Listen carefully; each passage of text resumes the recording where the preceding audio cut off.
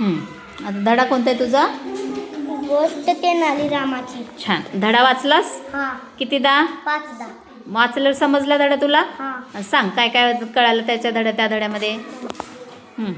एक महाराज होते, हां. त्यांचे नाव कृष्णदेवराय होते. ते न्यायप्रिय राजे होते. एक दिवशी ते घोड्यावर स्वार तेनालीरामासोबत घोड्यावर स्वार होऊन चालले होते. फिरायला चालले होते.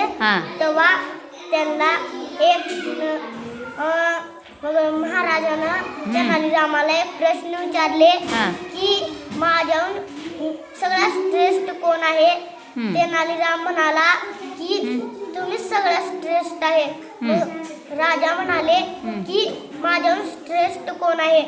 मग तेनालीराम म्हणाला मी या प्रश्नाचा नंतर उत्तर देईन. बर. हा.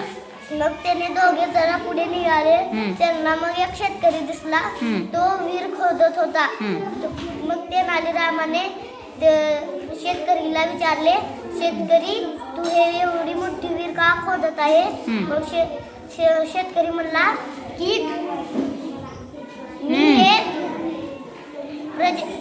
मी हे प्रजेसाठी खोदत आहे.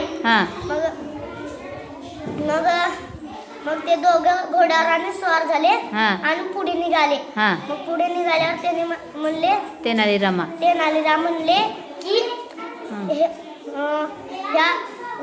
तुमच्या श्रेष्ठ ते शेतकरी आहे.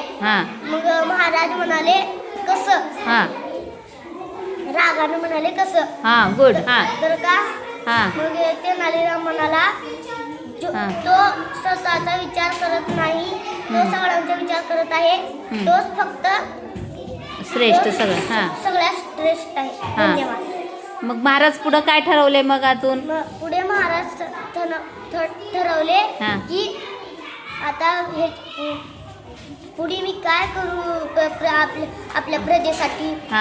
आता सोचावं लागतं काय करा. बरं. छान छान.